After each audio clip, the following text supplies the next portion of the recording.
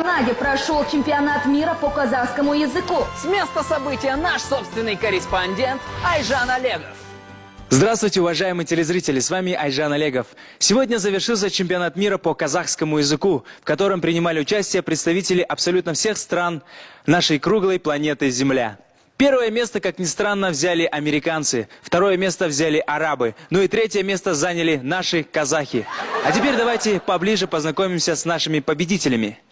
Кейти Джонс, победительница чемпионата мира по казахскому языку. Скажите, Кейти, как вам удалось победить в этом уникальном соревновании? Осы бәйгеде бас жүлде алып, бірінші орын иемденгеніме әрине қуаныш, мен үшін үлкен қуаныш, мақтаныш етем. Енді мен негізі Америка құрама штаттарының азаматымын, Америкада тұрамын. Біз ылғи да отбасымызбен қазақша сөйлеуге тырысамыз.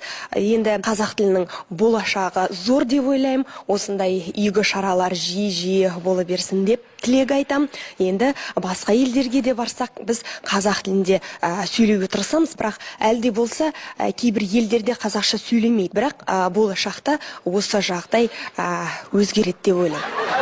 Рахмет, Кейти. И сейчас мы берем интервью у представителя Объединенных Арабских Эмиратов. Скажите, как вам удалось завоевать серебряную медаль? Біріншіден сіздермен амандасуға рұқсат етіңіздер. Екіншіден біздің еліміздің шейхінің стратегиясы бойынша 2012 жылдың соңына дейін бүкіл ағылшын тілін жойып, тек қана қазақ тілде сөйлесу.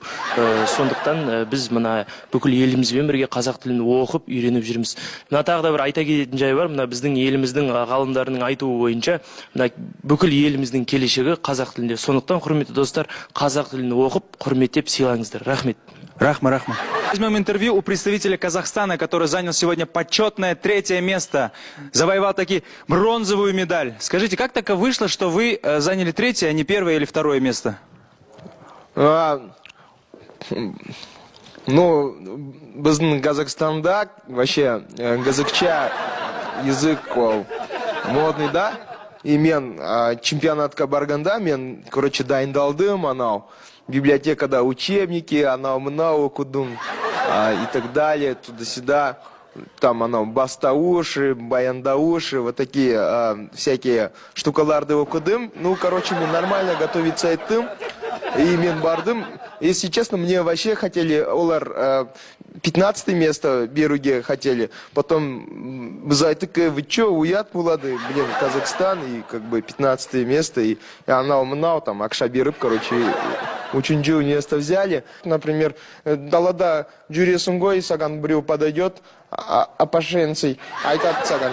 Эй, балам, кандай бұл улица Жандосова мани? А сіз скажете, ой, мен білмейм. Блем надо говорить. Короче, казахча окундар. 3-е место, forever, Казахстан, давай. Казак языгын изучать етіндер.